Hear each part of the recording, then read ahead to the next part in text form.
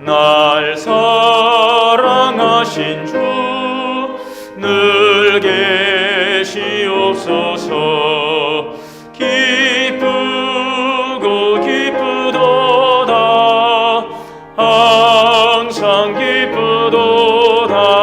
나 주께 와사오니 복 주옵소서.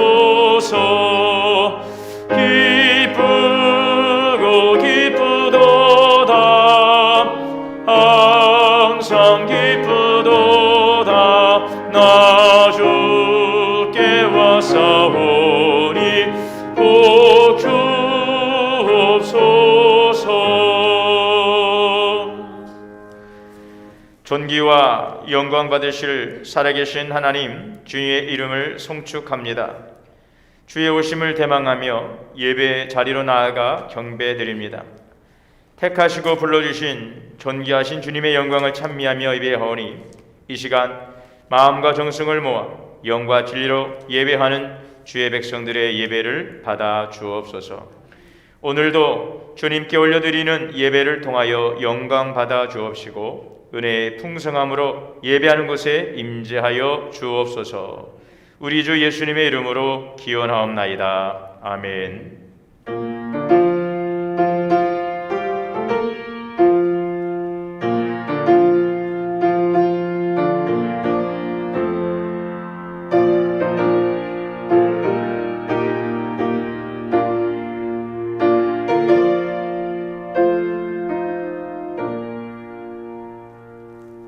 자리에 앉으셔서 찬송가 104장을 다 같이 찬송하시겠습니다.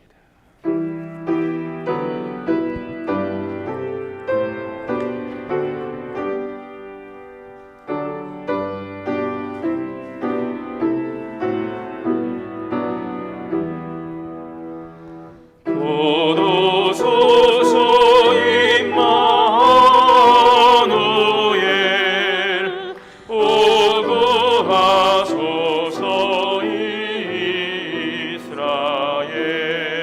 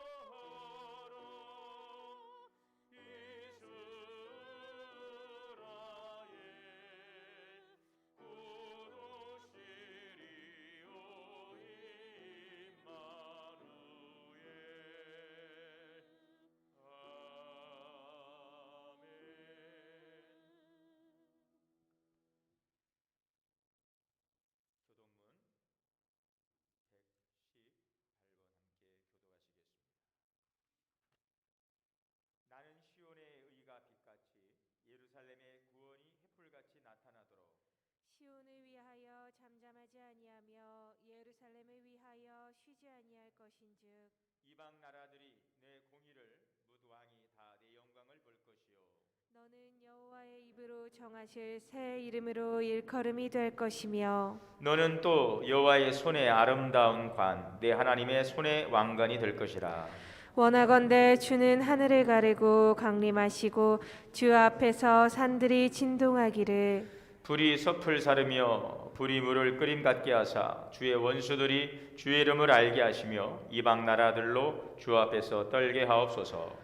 주께서 강림하사 우리가 생각하지 못한 두려운 일을 행하시던 그때에 산들이 주 앞에서 진동하였사오니 주 주 외에는 자기를 앙망하는 자를 위하여 이런 일을 행한 신을 옛부터 들은 자도 없고 귀로 들은 자도 없고 눈으로 본 자도 없었나이다. 아멘. 다 같이 겸손한 마음으로 참여의 기도 드리시겠습니다.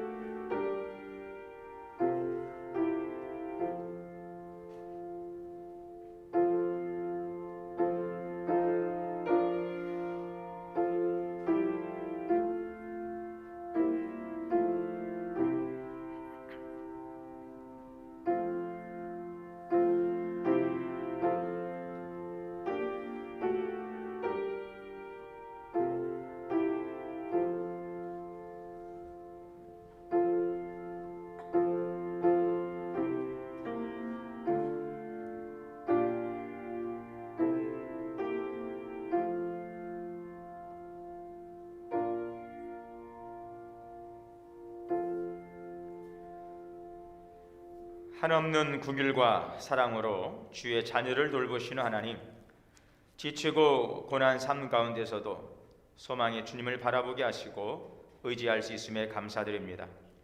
주님의 위로와 소망이 없다면 험한 이 세상 가운데 무엇을 소망하며 의지하며 살 수 있을까요? 생명과 기쁨과 소망의 빛으로 오시는 예수님을 마음 열고 영접하며 찬양합니다.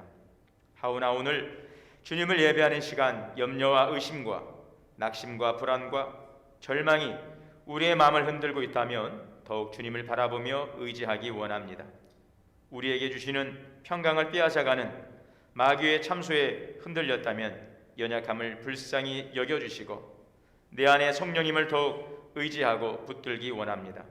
오늘 예배를 통하여 성령의 만지심과 힘주심, 위로와 평강의 은총으로 충만하게 채워 주옵소서. 예수님의 이름으로 죄 고백기도 드립니다. 아멘.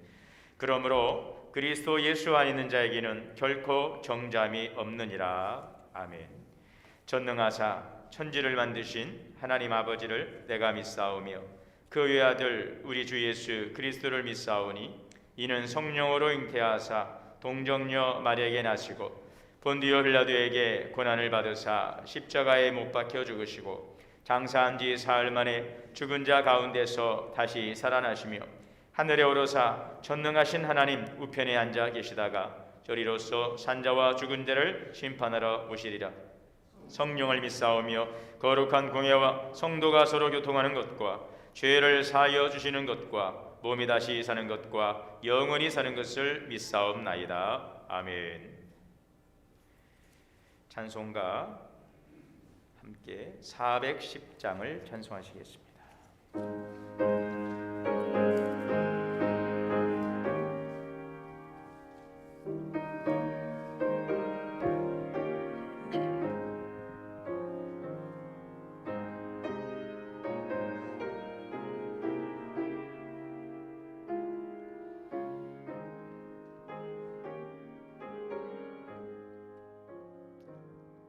내 마음에 한 노래 있어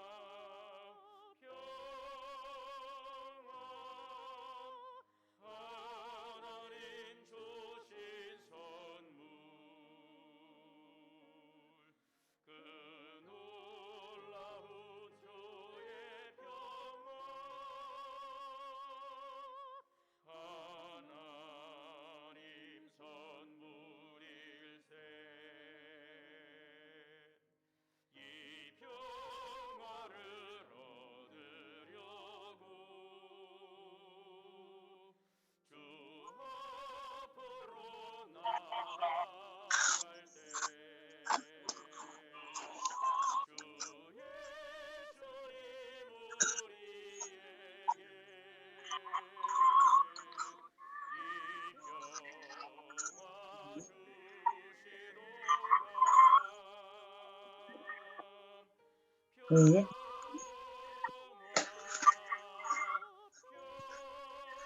뭐가?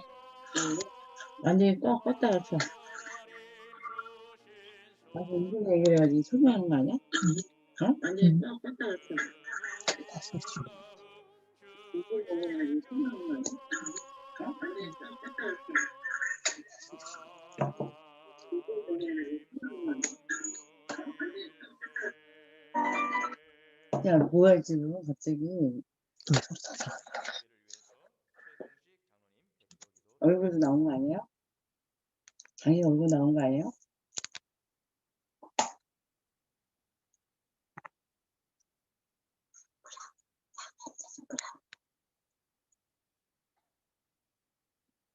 만물의 주인 되시는 창조주 하나님 아버지, 흑암으로 가득한 세상에 독생자 그리스도를 보내주셔서 구원의 은총을 베푸시며 최면을 거 오빠. 사랑의 하나님께 감사와 찬양과 영광을 올립니다. 오늘도 복된 주의를 주셔서 만왕의 왕 만유의 주가 되시는 하나님을 경배하며 높이는 영광의 예배를 드리게 하시니 감사합니다. 올 한해도 눈동자와 같이 지켜 보호하여 주심에 감사하며 우리의 마음과 정성을 다해 예배드리오니 이 예배를 흠양하시어 하나님을 향한 심령들 위에 성령의 충만으로 채워주시옵소서. 예수님의 오심을 기다리며 준비하는 대림절 넷째 주일을 맞이하여 이 땅 낮고 낮은 곳으로 오시는 주님을 사모하며 기다립니다. 현실의 벽에 막혀 살 길이 막막한 사람들 속에 소망의 왕으로 오시옵소서. 미움과 다툼이 가득한 이 땅에 평강의 왕으로 오시옵소서. 메마르고 황량한 우리들 심령에 오셔서 생명의 강이 흐르게 하시며 냉랭하고 식어진 우리들 마음에 오셔서 사랑의 불길이 타오르게 하시옵소서. 영원히 전능하시며 인자하신 하나님 아버지, 여호와 우리 주만이 구원이시며 빛 되시며 우리가 의뢰하는 하나님이심을 고백하며 노래합니다. 지난 1년 우리 교회에 크신 긍휼과 은혜를 베풀어 주셔서 새로운 공동체로 희망 가운데 세워져 가게 하시니 감사합니다. 2주만 격리하면, 한 달만 참으면, 여름이 지나면, 금년 말이면 하면서 달려온 코로나의 시간을 지내며 주 하나님께 머리 숙여 간구합니다. 우리와 함께 하여 주셔서 이 재앙을 잘 극복하도록 지켜주시옵고 주님이 품어주시는 날개 아래 거하며 새 소망의 꿈을 꾸도록 인도해 주시옵소서. 코로나의 고통과 시련을 통해 나태하고 무지하고 교만했던 우리의 신앙이 연단받으며 하나님의 선하고 기뻐하시는 뜻을 사모하여 따르는 정결한 주의 백성들이 되게 하시옵소서. 코로나의 위세가 인류를 불안케 하고 걱정스럽게 하지만 결국은 쇠하여 멸할 것이며 교회를 통해 이루어 가실 하나님의 나라는 영원토록 강하고 흥성할 것임을 믿습니다. 이제 새해 21년도를 앞두고 우리 교회가 나갈 방향을 정하고 도약을 위한 계획을 준비하고 있습니다. 하나님의 마음과 뜻이 우리 교회에 임하시어 모든 성도들이 친히 이루시는 하나님의 역사를 목도하며 감격과 감사와 찬송이 흘러넘치는 교회가 되기를 원합니다. 계획은 하나님이 세우지만 그 일을 이루시는 분은 여호와 하나님이라 말씀하셨사오니 교회의 일꾼을 세워주시고 필요를 채워주셔서 주님이 인도하시는 교회, 하나님의 나라를 이뤄가는 교회, 주님의 일에 쓰임받는 공동체가 되게 하여 주시옵소서. 이 시간 단위에 서시는 목사님께 성령의 권능을 입혀주셔서 권세 있는 말씀을 증거하도록 붙들어 주시옵소서. 영육간에 강건케 하시고 말씀과 지혜로 충만케 하시며 진실과 성실함으로 세워주셔서 주님의 사역을 잘 감당하는 귀한 종으로 삼아 주시옵소서.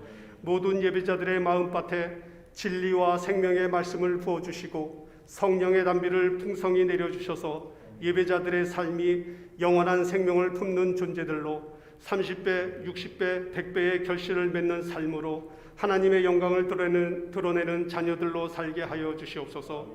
이 예배를 위해 섬기며 헌신하는 모든 손길들을 기억하시고 위로하여 주시옵소서. 모든 것을 감사드리며 우리를 구하시려 이 땅에 오신 만왕의 왕 예수 그리스도의 이름으로 기도합니다. 아멘.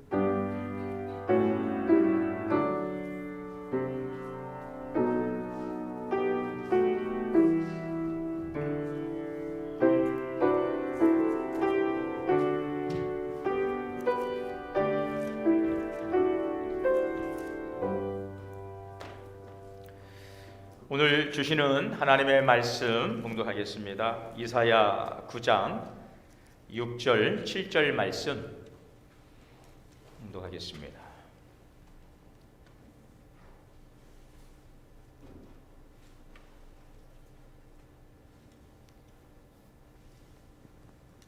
구약성경 이사야 9장 6절 7절 말씀 한 목소리로 함께 봉독하겠습니다.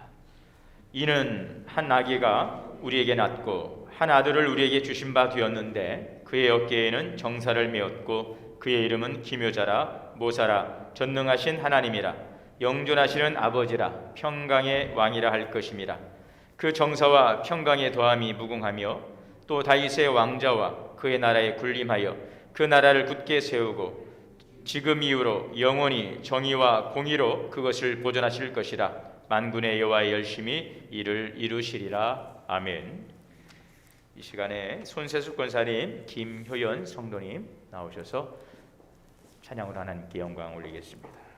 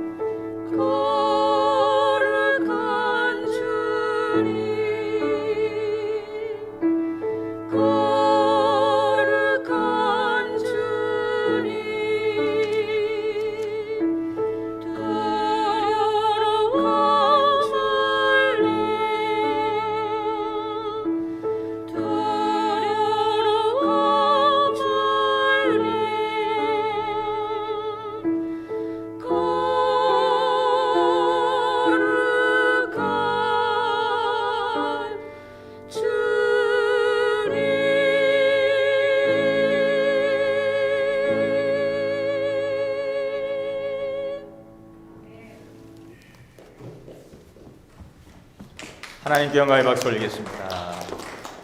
감사합니다. 우리 어머님과 따님 함께 찬양하는 모습 참 아름답고 또 우리 하나님께서 기쁘게 받으신 줄 믿습니다. 감사합니다. 할렐루야. 우리 함께 인사하겠습니다. 영상을 통해서 또 이곳에 오셔서 또 최수인으로 예배하시는 우리 예배원들 함께 환영합니다. 주 안에 사랑합니다. 축복합니다. 오늘도 예배 가운데 함께 하시는 우리 각 처소에서 예배드리시는 모든 성도님들에게 하나님의 크신 은혜가 함께 하시기를 주의 이름으로 축원합니다.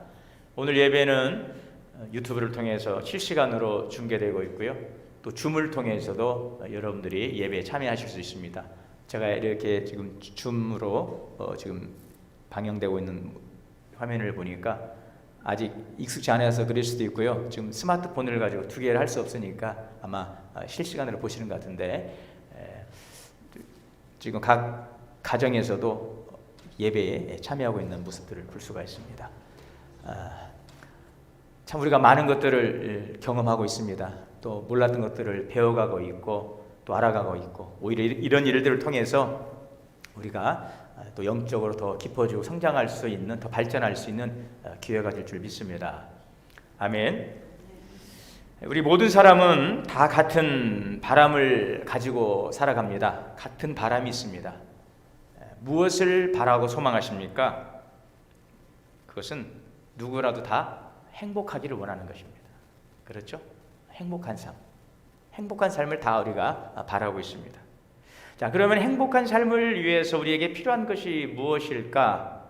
생각해 보면 여러분들이 여러 가지 단어들이 떠오르겠지만 무엇보다도 인생이 행복하려면 저는 평강해야 된다 생각합니다. 평안해야 된다는 것입니다.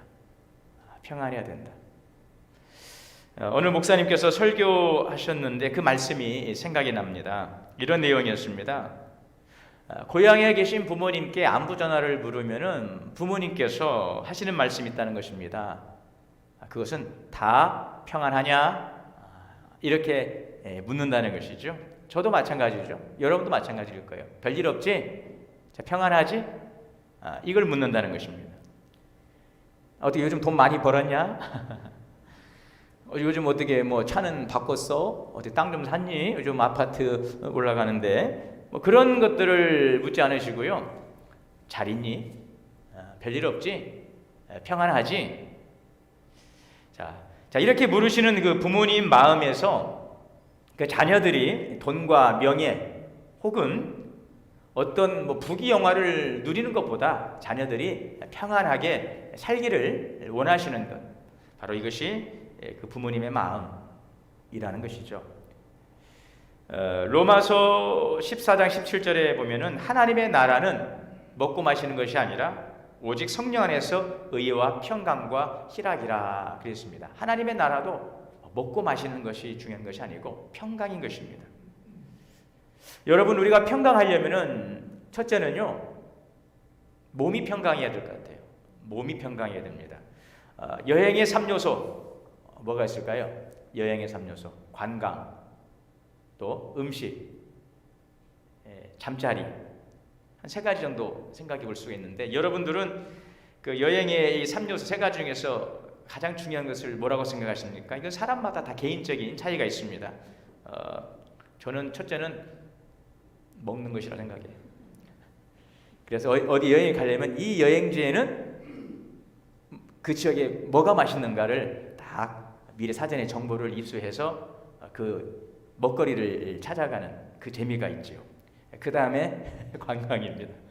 잠자리는 좀 불편해도 돼요. 저는 제 개인적인 이야기니까 저는 그냥 아무 데서나 잘 자는 편인데 그렇습니다. 아무리 관광이 즐거워도 이 먹거리가 현찮으면 나중에 돌아와서 별로 좋은 기억이 없습니다.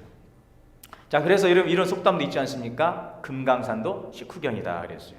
아무리 맛있는 음식도 여러분, 그런데 우리가 이 몸이 평강해야 됩니다. 이렇게 좋은 곳에 가서 좋은 음식을 먹어도 몸이 건강하지 못하면 그거 다 그림의 떡인 것이죠.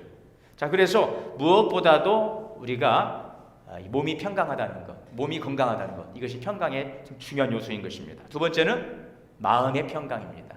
마음이 평강해야 돼. 잠언 말씀에도 심령의 근심은 사람의 뼈를 마르게 한다 그랬습니다. 아무리 입맛이 좋아도요, 마음의 평강을 잃어버리면 그 음식의 맛을 잃어버리는 것입니다. 마음이 평강이 깨지면 산의 진미도 눈에 들어오지 않습니다. 아무리 맛있는 것도 그 모래알을 씹는 것처럼 그렇게 힘든 것이죠. 어떤 분들은 스트레스를 받으면 먹는 것으로 푸신다고 하시는데, 여러분 그렇게 해서 물론 풀 수도 있겠지만 그렇게 먹는 음식이 과연 몸에 좋을까? 그러지는 않을 거예요. 마음의 평강입니다. 자, 그런데 세 번째가 있습니다. 그것은 영혼의 평강입니다.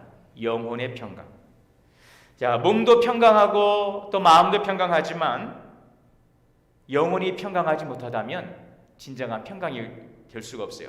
참된 행복을 우리가 누릴 수가 없다는 것입니다. 전에 그 인터넷 방송에서 보니까 그 사형수들의 마지막 식사라고 하는 그런 방송이 지금 영상을 제가 본 적이 있는데, 이제 사형 집행을 앞두고 마지막으로 사형수들이 자기가 가장 먹고 싶은 것을 청해서 그것을 먹고 형장 이슬로 사라집니다. 참 슬프지요. 그래서 마지막 이제 내일 사형을 당하게 되는데, 그 마지막 자기가 가장 먹고 싶었던 마지막 음식을 이제 먹는데, 그 모습을 볼 때에 여러분 그걸 보면서 누구라도 참 맛있겠다 그런 분은 아무도 없을 거예요. 죽음 앞에서 본인이 먹고 싶은 그 식탁을 받아든 그 사형수의 모습은 결코 행복해 보이지 않습니다. 자, 이 영혼의 평강이 영혼의 이 죽음의 문제, 영혼의 평강, 죽음의 문제와 연결되어 있습니다. 로마서 3장 23절 말씀에 보면 모든 사람이 죄를 범하였음에 하나님의 영광에 이르지 못하였더니, 하나님과 단절된 그걸 카톡으로 봤지. 이 죄는 하나님과 단절된 것을 이야기하고 있습니다. 하나님과 단절된 바로 이러한 죄는 생명과 복의 근원 되시는 하나님과 이제 단절됨으로 잃어버린 영혼의 평강인 것입니다. 아무리 건강이 있고 아무리 재산이 많고 아무리 권력이 있고 다 세상의 명예의 권세를 다 누려도 영혼이 평강하지 못하면, 하나님과 관계가 끊어지고 이 죽음의 문제를 해결할 수 없다면 그 인생은 진정한 행복자라 할 수가 없는 것이죠. 그래서 로마서 6장 23절의 말씀에 죄의 싹은 사망이요 하나님의 은사는 우리 주 예수 안에 있는 영생이니라 그랬어요. 몸도 평강하고 마음도 평강하지만 영혼이 평강하지 않다면, 하나님과의 관계가 평안하지 않다면 그 불안 속에서, 불행 속에서 살아가게 되는 것입니다. 생명의 근원과 단절되면 죽음에서 그 누구도 자유로울 수가 없는 것입니다. 자, 이처럼 인간의 행복은 그래서 세 가지: 몸과 마음과 영혼의 평강. 자, 그런데 가장 근본적인 것은 바로 영혼의 평강이에요. 영혼이 잘 되는 것입니다. 하나님과의 관계, 생명의 근원 되시고 복의 근원 되신 하나님과의 이 관계, 이 영혼의 평강, 이 가장 우선되는 것입니다. 우리가 부르는 찬송 가운데 평화 평화로다 하늘 위에서 내려오네. 어디에서 내려온다고요? 하늘 위에서. 하나님이 주시는 그 평강이 오늘 우리의 영혼을 덮을 때에 우리는 진정한 행복자가 될 수가 있는 것입니다.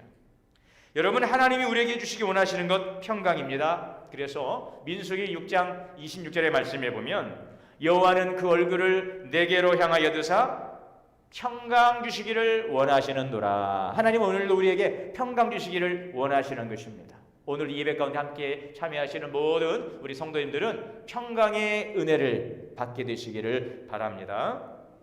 그렇습니다. 행복한 삶의 비결은 평강입니다. 자, 이 평강, 이 없이는 사람은 결코 행복할 수가 없어요. 자, 이 평강이라고 하는 단어를 히브리어로 샬롬, 그렇죠, 샬롬. 이 평강의 뜻, 이 샬롬, 여기에는 이 안전하다, 또 건강하다, 이러한 또 평화롭다, 이 번영하다, 이런 의미를 담고 있습니다. 이 성경에서는 이 평강과 평안과 평화를 이 샬롬으로 함께 사용하고 있습니다. 그것이 바로 샬롬이죠. 오늘 그런데 이 성경은 말씀하고 있습니다. 예수님은 이 땅에 오셨는데 평강의 왕으로 오셨다고는 성경 말씀하고 있죠. 6절의 말씀입니다. 이사야 선지자를 통하여서 장차 오실 예수 그리스도는 누구이신가에 대해서 이사야 선지자를 통해 예언하고 있는 메시아, 바로 그리스도는 오늘 6절의 말씀에 이는 한 아기가 우리에게 낳고 한 아들을 우리에게 주신 바 되었는데, 마지막에 그분은 누구라고 말씀하고 있어요? 평강의 왕이라. 우리에게 오시는 예수 그리스도, 오늘 우리에게 오실 예수 그리스도는 평강의 왕이라. 여기서 한 아기는 하나님께서 이스라엘 백성들에게 주시기로 약속하신 그 메시아입니다. 그 메시아, 그분이 바로 약속대로 오신 예수 그리스도. 그리스도는 메시아라고는 동일한 뜻이죠. 기름 부음 받고 우리 가운데 우리를 죄에서 구원하시게 오신 예수 그리스도, 메시아.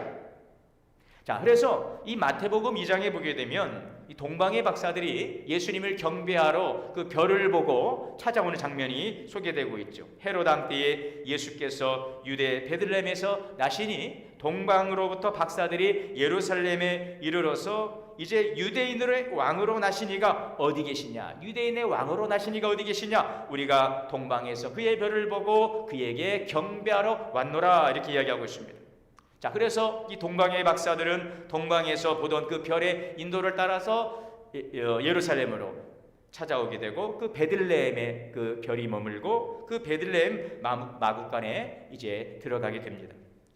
별이 멈추어진 그 집에 들어가 보니 그곳에는 아기가 누워 있습니다. 그의 어머니 마리아가 아기와 함께 있는 모습을 보고 엎드려 아기께 경배하죠. 왕께 경배하는 것입니다. 보배압을 열어서 황금과 유황과 모략을 드리며 예수 그리스도를 경배합니다. 왕께 경배하는 것입니다. 여러분, 그 예수 그리스도를 오늘 이사야 선지자는 뭐라고 말씀하시고 있습니다? 평강의 왕이라. 우리에게 오신 예수 그리스도는 평강의 왕. 이사야 선지자를 통하여서 예언하신 대로 평강의 왕으로 오셨어요. 주님은 이 땅을 통치하십니다. 무엇으로 통치하십니까? 평강으로 통치하시는 것입니다. 주님이 다스리시는 곳에 평강이 있습니다. 마가복음 5장에 보게 되면 12해를 혈루증으로 앓던 한 여자가 많은 의사에게 많은 괴로움을 받게 되었습니다. 있는 것을 다 허비했습니다. 아무 효험도 없고 그 병이 중하던 차에 예수님의 소문을 듣고 예수님을 찾아 나옵니다. 그래서 예수님 그 무리 사람들에게 함께 들어가서 예수님 걸어가실 때 뒤에서 예수님의 옷에 손을 댑니다. 예수님께서 그 여인의 믿음을 보셨어요. 그리고 선포하셨습니다. 따라, 내 믿음이 너를 구원하였으니, 믿음이 너를 구원하였으니 너는 어떻게 하라? 평안히 갈지어다. 내 믿음이 너를 구원하였으니 너는 평안히 갈지어다. 질병 가운데 고통하는 이 여인에게 주님께서 선포하셨습니다. 선물을 주십니다. 평안할지어다. 여러분, 예수님께서 우리에게 주신 이 평안이라고 하는 말씀이 참 많이 복음서에 기록되어 있는데요. 요한복음 16장 33절에도 주님께서 요한복음 14장 27절에 말씀하십니다. 평안을 너에게 주노라 그랬어요. 너에게 평안을 주노라. 내가 너에게 주는 이 평안은 세상이 주는 것 같지 아니하니 너희는 마음에 근심하지도 말고 두려워하지도 말라. 주님이 주시는 평안이 임하니 근심도 떠나갑니다. 두려움도 떠나가는 그 평안을 주님은 우리에게 주시려고 평강의 왕으로 오신 것입니다. 요한복음 16장 33절에도 이것을 내가 너에게 이르는 것은 너희에게 평안을 누리게 하려 함이라. 예수님께서 70명의 제자들을 파송하셨습니다. 그 제자들을 파송하시면서 주님께서 사명을 주십니다. 뭐라고 말씀하십니까? 누가복음 10장 5절에 보니 어느 집에 들어가든지 먼저 말하되 이 집이 평안할지어다. 제자들을 세상으로 보내시면서 그 땅에 그곳에 하나님의 평안이 임하도록 그들을 보내고 계시는 것입니다. 부활하신 예수님 제자들을 찾아오셨습니다. 그 두려움에 떨고 있는 제자들을 찾아오셔서 주님께서 그들에게 말씀하신 것이 무엇입니까? 요한복음 20장 19절에 보면 안식 후 첫날 저녁 때에 제자들이 유대인을 두려워하여 모인 곳에 문들을 닫았더니 예수께서 오사 가운데 서서 이르시되 너희에게 평강이 있을지어다. 아멘.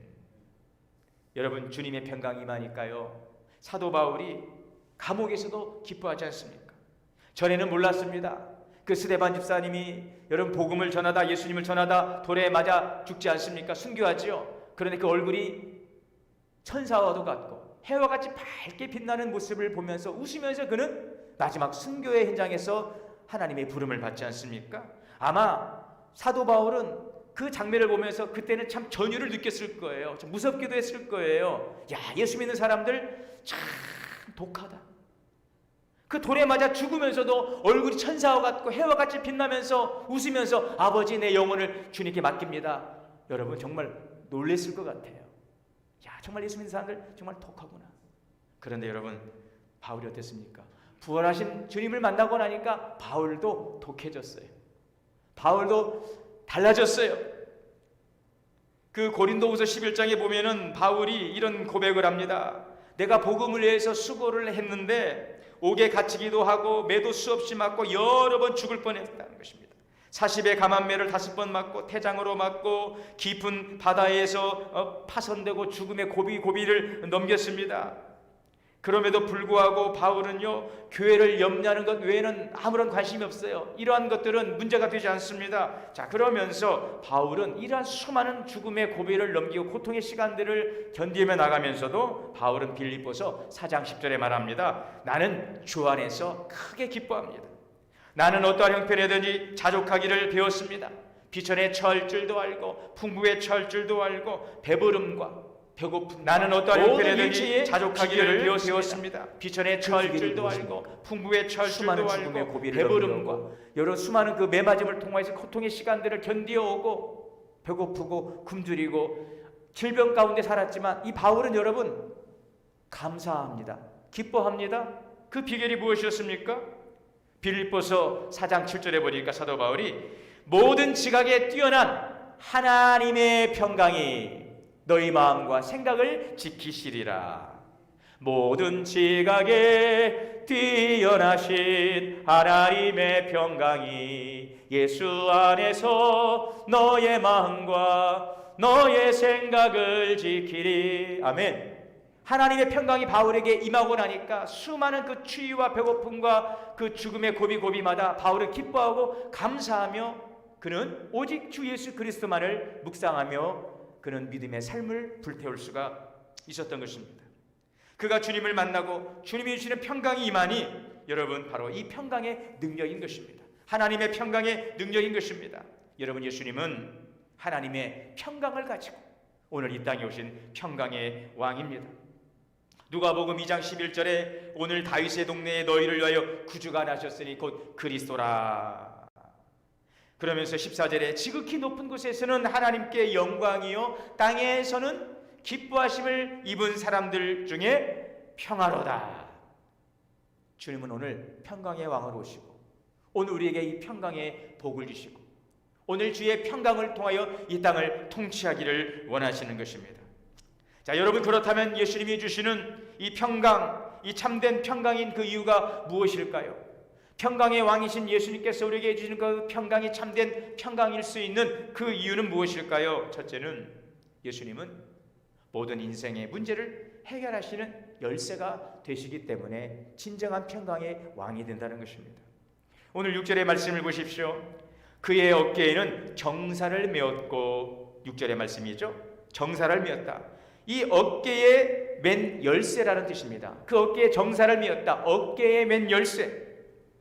이것은 이사야 22장에 있는 어깨에 다윗의 집의 열쇠가 놓여져 있다라고 하는 그 의미와 같은 것인데 이것은 한 왕국의 고통과 이를 수행하기 위한 탁월한 모든 업무를 홀로 맡아 주관하는 수행하는 왕적인 권위라는 것입니다. 모든 열쇠, 모든 자물쇠를 열 수 있는 열쇠. 제가 전에 목회하다 휴가를 간 적이 있는데 그때 이제 익산에 있는 한 교회를 갔는데 굉장히 큰 교회였습니다. 우리가 많은 분들이 아는 그 교회인데 엄청나게 컸어요. 주차장이 위에가 그 축구장이었으니까요. 거의 축구장만한 주차장이고 밑에는 주차장, 위에는 축구장인데 마당만 그랬으니까 얼마나 컸겠습니까? 그 이마트 주차장처럼 큰데 건물이 많죠, 방들이. 근데 마침 그때 휴가철이고 해서 한번 그 교회 구경하러 갔는데 마침 그 커피숍에 그 사모님이 담임 목사님 사모님이 앉아 계셔서 지금 휴가 중인데 교회를 한번 구경하러 왔다고 하니까 그 사모님께서 친절하게 그 교회를 다 일일이 안내해 주시라 이 방을 다 열어가면서 그러면서 그 사모님이 그 어떤 키를 하나 갖고 있는 거예요. 목사님 이게 마스터 키입니다. 이 열쇠를 가지고 어느 방이든 다 열면서 다 열 수가 있습니다. 하면서 그 열쇠를 가지고 모든 잠금 장치를 풀어가는데 여러분 오늘 예수 그리스도는 우리의 인생의 마스터키가 된다는 것입니다. 우리 인생의 문제를 풀어가는 열쇠라고 하는 것이죠. 오늘 그 어깨에 정사를 매신 바로 그리스도인 것입니다. 우리가 살아가면서 수많은 문제들은요, 우리의 평강을 빼앗아갑니다. 끊임없는 문제 속에서 우리의 삶의 질이 저하되고 피곤합니다. 그러나 여러분, 예수님은 모든 인생의 문제 열쇠가 되시어서 우리를 그 문제로부터 자유케 하시고 그 문제를 풀어주심으로 우리에게 진정한 평강을 주심을 믿으시기를 바랍니다. 두 번째는 예수님께서 평강의 왕이 되시는 것은 죄의 세력을 멸하셨기 때문인 것입니다. 오늘 이사야 선지자는 평강의 왕이신 예수님을 소개하면서 그의 이름은 기묘자라 모사라 이렇게 주님을 소개하고 있습니다. 기묘자라고 하는 말은 인간이 상상할 수 없는 신비로운 분, 훌륭하고 놀라우시고 설명할 수 없는 분, 바로 예수 그리스도이십니다. 놀랍다라고 하는 말밖에는 달리 표현할 방법이 없다는 것입니다. 모든 자연의 법칙을 초월한 놀랍고 기적적인 분이란 뜻, 존귀와 탁월성을 나타내는 이름 기묘자. 주님은 이 땅에 오셔서 이 자연의 법칙을 초월해서 죄의 세력을 멸하시는 놀라운 사역을 감당하셨어요. 예수님은 평화를 깨는 죄의 권세를 물리치시기 위해서 대속의 제물이 되시어서 십자가에서 중보 사역을 통한 하나님과 이 피조물 간의 참 평화를 이루셨어요. 그리고 죽으시고 부활하시어서 구원을 완성하셨습니다. 참으로 기묘하신 놀라우신 예수 그리스도이십니다. 또한 모사라고 오늘 소개하고 있습니다. 모사라, 이 모사라고 하는 것은 지혜로운 놀라운 지혜를 가지고 이 문제를 잘 풀어가시는 분이라고 하는 뜻을 갖고 있습니다. 사도 바울은 그리스도를 하나님의 지혜라고 말하고 있습니다. 여러분, 하나님의 지혜가 무엇입니까? 우리를 구원하신 하나님의 구원의 능력이지요. 하나님의 지혜는 우리를 구원하신 하나님의 놀라운 능력이 바로 하나님의 지혜인 것입니다. 하나님은 사랑이십니다. 그러나 하나님은 공의로우신 하나님, 죄인은 긍휼히 여기시지만 그 죄는 미워하시기 때문에 죄는 심판하실 수밖에 없는 공의로우신 하나님. 여러분, 죄의 값은 죽음입니다.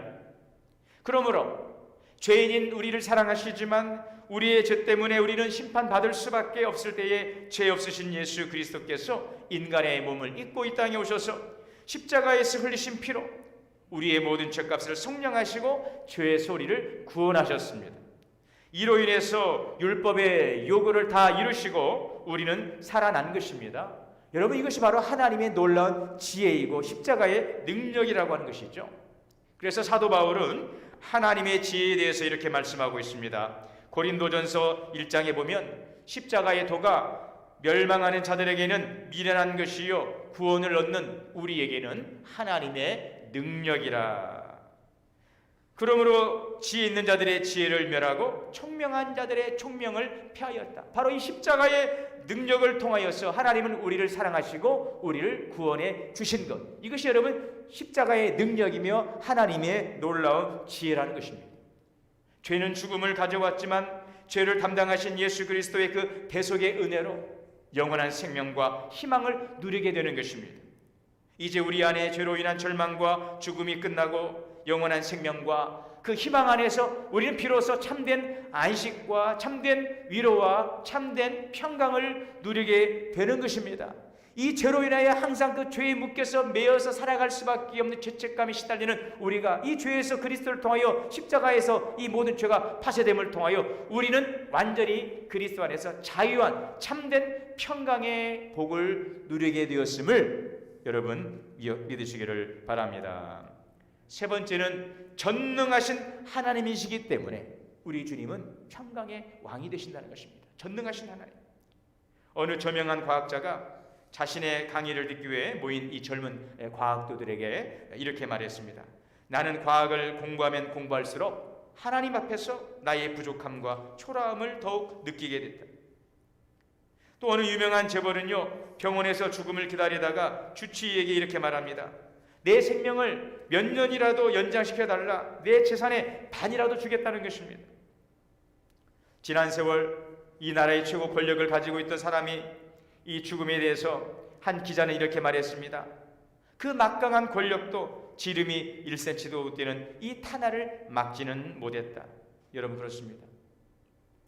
이 우주의 전능이라고 하는 말을 붙일 수 있는 분은 오직 하나님 한 분밖에 없는 거예요. 하나님만이 우리가 가지고 있는 모든 문제의 온전한 해답이 되시고 우리를 그 어떤 상황에서도 건져주실 완전한 구원자이신 것입니다. 430년 애굽의 통치에서 절망의 시간을 보내던 이스라엘 백성은 전능하신 하나님의 구원의 역사를 통해서 자유와 해방을 얻을 수가 있었던 것입니다. 전능하신 하나님. 그러므로 스바냐 3장 17절의 말씀에 너희 하나님 여호와가 너희 가운데 계시니 그는 구원을 베푸실 전능자이시라. 그가 너로 말미암아 기쁨을 이기지 못하시며 너를 잠잠히 사랑하시며 너로 말미암아 즐거이 부르며 기뻐하시리라. 전능하신 하나님, 불가능이 없는 여러분, 오늘 그 전능하신 하나님을 우리가 믿고 살아가기에 우리는 두렵지 않습니다. 전능하신 하나님께서 우리의 보호자가 되어주시니 우리는 주님의 그 보호하심 가운데서 진정한 안식과 평강을 누릴 수 있음을 기억하시기를 바랍니다. 마지막 한 가지는 주님이 우리의 평강의 왕일 수 있는 것은 오늘 말씀에 영원하신 하나님, 하나님은 영원하신 하나님이시기 때문에 평강한 것입니다. 오늘 영존하시는 아버지 그러고 있습니다. 이사야 선지자는 오실 그 평강의 왕을 영존하시는 하나님, 영원히 존재하시는 하나님. 가끔 어떤 분이 그런 이야기를 했습니다. 전에 그런 이야기를 제가 들은 적이 있어요. 목사님, 저는 요즘 너무 행복해요. 얼마나 좋으세요? 그래서 불안해요. 그것도 무슨 말씀이세요? 너무 행복해서 불안하다는 거예요. 왜요? 이 언젠가 이 행복이 사라질 것 같다는 거예요. 이해가 되시나요? 너무 행복한데 이것이 언젠가는 사라질 것 같았어요. 그 말씀이 공감이 돼요. 내가 이렇게 행복해도 되나? 이 행복이 과연 언제까지 진행될까? 그러니 지금이 행복해도 불안해서도 행복하지 않고 행복해도 행복하지 않아요. 왜요? 또 행복하지 않을까 봐 두려운 것입니다. 자, 그런데 여러분 시편 136편에 보니 이렇게 말씀하고 있어요. 여호와께 감사하라. 그는 선하시며 그 인자하심이 영원하미로다. 하나님께 감사하시길 바랍니다. 하나님의 평강의 복을 받으시길 바랍니다.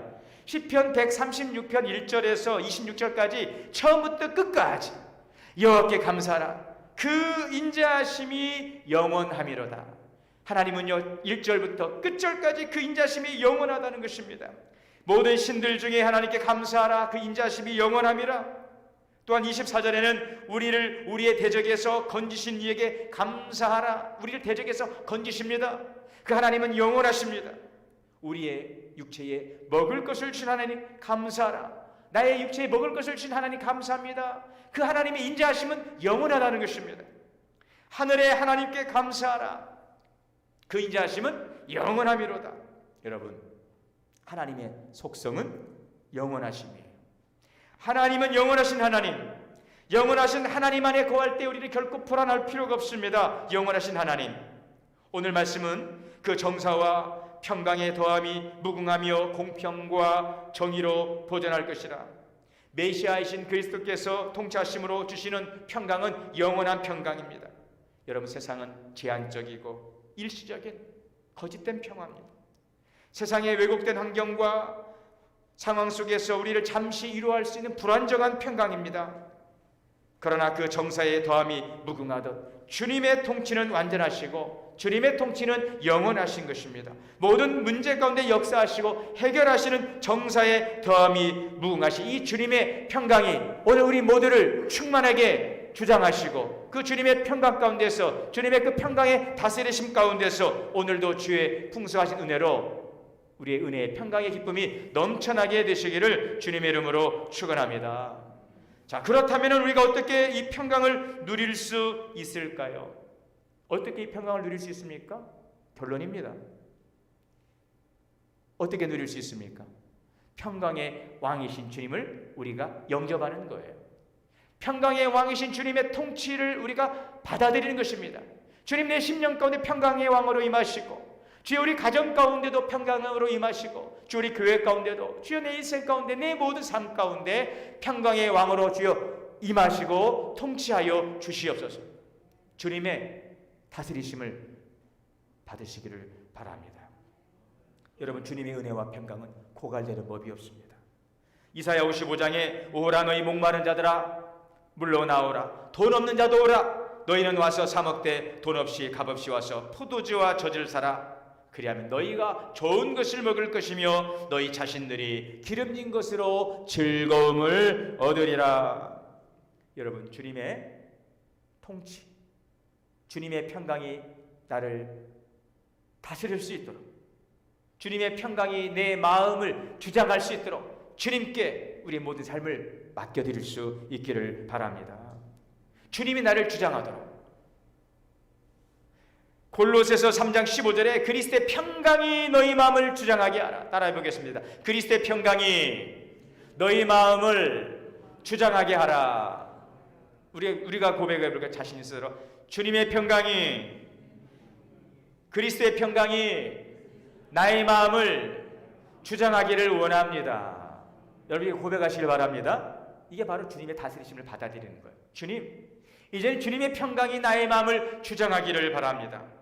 재물이나 명예나 건강이나 어떤 사람이나 물질이나 쾌락이나 권세가 나를 주장하는 것이 아니라 평강의 왕이신 그리스도께서 내 마음과 생각을 주장하시도록 주님께 나를 맡겨드리는 것, 그것에 진정한 평강이 있습니다. 평강의 왕 그리스도시여 나를 다스려 주시옵소서. 오늘 그곳에 주의 나라가 임하고 주의 평강이 임함으로 오늘도 영원하신 참되신 진리의 주의 은혜와 사랑과 충만한 사랑이 우리 가운데 충만하게 역사하게 될 줄 믿습니다. 여러분이 주님이 오시는 이 대림절 넷째 주, 이제 성탄절 얼마 남지 않았는데요, 오신 주님을 영접하시고 그 주님이 나를 통치하시고 평강으로 통치하셔서 참된 평강의 기쁨으로 땅에는 기뻐하심을 입은 사람들 중에 평화로다 하신 그 하나님의 그 은혜가 우리 가운데 충만하게 임하는 행복한 성탄절을 맞이하고 또 여러분들의 모든 삶의 미래가 그렇게 주 안에서 평강한 삶으로 나아가게 되시기를 주의 이름으로 축원합니다. 하나님, 오늘도 주님은 평강의 왕으로 이 땅에 오셨습니다. 평강의 주님 환영하고 사랑하고 우리 가운데 자정하시고 통치하여 주시옵소서. 주의 평강으로 오늘 완전하신 주님의 평강이 우리 가운데 임하심으로 하나님의 나라가 임하기를 원합니다. 감사드리며 예수님의 이름으로 기도하옵나이다. 아멘. 이 시간 동원 찬송 321장 찬송하시겠습니다.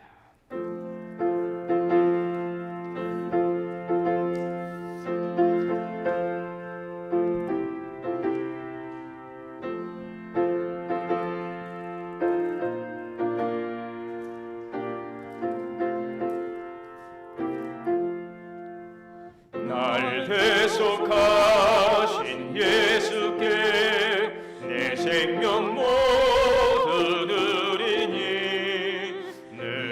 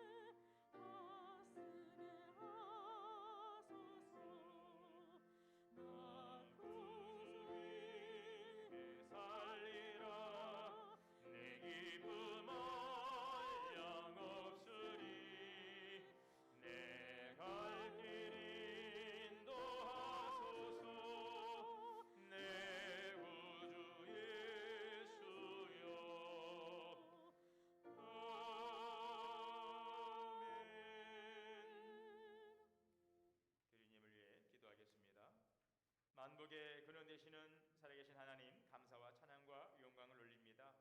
우리에게 베푸신 하나님의 은혜에 감사하여서 우리의 마음과 정성을 담아서 하나님이 귀한 예물로 드리오니 주님 연락하여 주시옵소서. 모든 것이 주님의 것 되심을 고백하며 11조 예물 드리오니 신실한 주의 손길을 축복하시고 기억하시며 하나님의 은혜로 가정과 기업을 복되게 채워 주옵소서. 감사로 제사를 드리는 자가 나를 영어롭게 하려 하신 주님, 감사의 마음 제목을 담았습니다. 신방 감사와 성탄 헌금, 또 2장 예배 감사로 드려진 감사의 제목들 주님께서 기억하시고 더 많은 감사의 은혜가 가정 위에 넘쳐나게 하여 주시옵소서.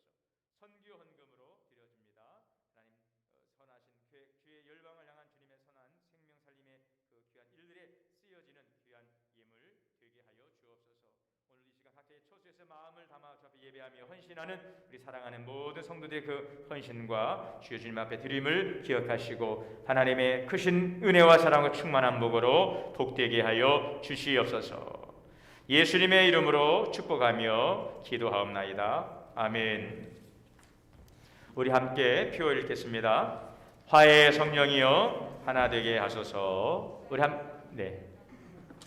자, 함께 우리 인사하겠습니다. 주님 사랑합니다. 네, 축복합니다. 오늘 예배 자리에 오셔서 예배하시는 우리 예배위원들, 또 각 처소에서 예배하시는 우리 모든 성도님들에게 하나님의 큰 은혜가 풍성하게 임하게 되시기를, 주의 평강이 은혜가 임하기를 주의 이름으로 축복합니다.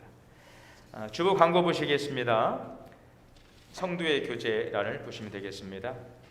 오늘 12월 25일은 성탄절입니다. 비대면 영상 예배로 각자의 처소에서 성탄의 은혜에 감사하며 예배해 주시기를 바라고요. 이번 금년 성탄절은 성찬 예식을 비대면으로 각자 온라인 성찬 예배로 진행합니다. 어제 여러분들에게 영상을 통해서 성찬 예식을 어떻게 준비해야 되는지 영상으로 안내드린 그 문자를 여러분들 한번 확인해 보시면은 잘 안내 받을 수가 있겠고요. 오늘 또 주보, 또 여러분들에게 보내드린 이 주보에 보시면 온라인 성찬 예배를 어떻게 준비해야 되는지 잘 안내가 되어 있습니다. 영상과 이 주보를 통하여서 잘 확인하시고 정성껏 준비하여서 성찬 예식의 가정에서 참여할 수 있기를 바라고요. 혹시 잘 모르시면 교회로 전화 주시면 저희가 잘 안내해 드리겠습니다. 송구 영신 예배가 12월 31일이 있는데요. 지금 이 12월 31일 대면 예배가 가능할지는 아직 좀 지켜보아야 될 것 같습니다. 그래서 대면 예배가 가능해진다고 하면 송구 영신 예배는 예정대로 12월 31일 드리겠고요. 혹시 변동사항이 있으면 알려드리겠습니다. 교회 일정 사회 거리두기 2.5단계 격상으로 2021년도 예산안 심의를 위한 제재교회 공동회의 세례식 일정은 아래와 같이 조정했습니다. 제재교회 공동회는 1월 셋째 주일과 공동회는 1월 10일로 내년으로 연기되었습니다. 세례 문답과 세례식은 1월 첫째 주일 진행할 계획입니다. 참고해 주시기를 바랍니다. 네, 예배 안내. 우리 교회가 지난 8일부터 모든 예배를 비대면으로 드리고 있습니다. 정부의 지침과 교된 총회의 방침이 있을 때까지 계속해서 비대면 영상 예배 드리니까 여러분 각자의 처소에서 함께 예배해 주시기를 바랍니다.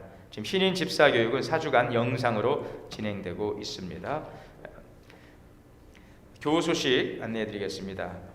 지난 재직회 또 재직회를 통해서 또 결의된 우리 이기풍 목사님께서 우리 교회로 부임을 하셨습니다. 지난 주간 화요일 날 이사하시고 화요일부터 업무를 이제 보고 계시는데 잠깐 앞으로 나오셔서 교인들 앞에서 인사하겠습니다.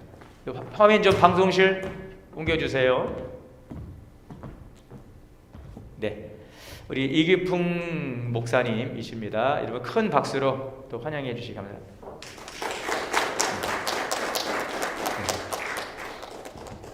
네, 그리고 우리 정진영 목사님, 우리 한민우 목사님은 지난번 말씀드린 바대로 지방의 사역지로 이제 이동을 하게 되셨습니다. 그래서 다음 주일 27일 날 이제 고별 인사를 드리도록 하겠고요. 그 예배가 이렇게 좀 대면 예배가 되어야 저 와서 함께 손도 맞잡고 좀 인사도 할 텐데 좀 그러지 못한 부분들은 좀 아쉽지만 가능한 방법을 통해서 함께 또 축복하고 인사할 수 있는 그런 기회를 갖도록 하겠습니다. 성경 통독 장춘자 권사님 오늘 또 성경 통독해 주셨습니다. 큰일 하셨습니다. 네, 수고하셨습니다.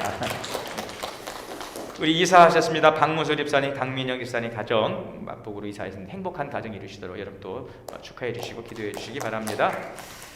네, 이상 이제 광고를 마쳤습니다. 이제 자리에서 일어나셔서 우리 찬송하신 후에 413장 찬송하시고 예배 마치겠습니다.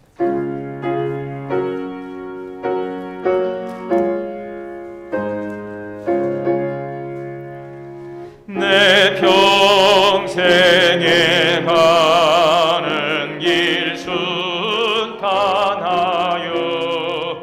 늘 적절한 강 같은 진 큰 풍파로 무섭고 어렵든지 나의 영혼은 늘 편하다.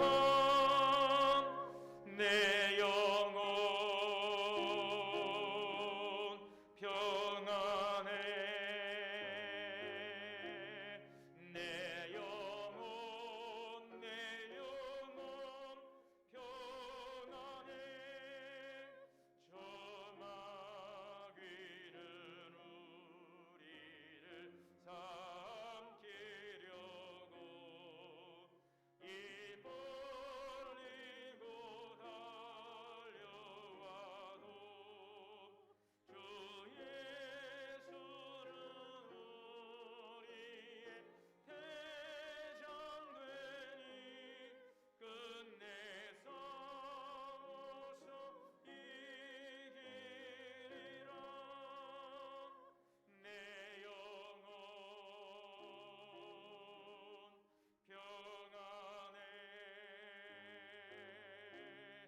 내 영혼 평안해. 내 진죄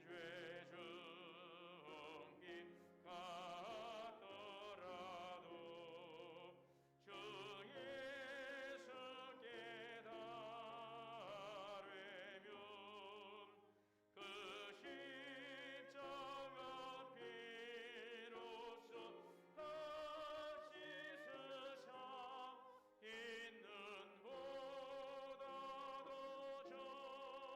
정하리라. 내 영혼 평안해. 내 영혼 평안해. 조공 중에 구름이 일어나며 큰 나팔이 울릴 때에 주 오셔서 세상을 심판해도 나의 영혼은 겁없으리. 내 영혼 평안해. 내 영혼 평안해. 기도하겠습니다.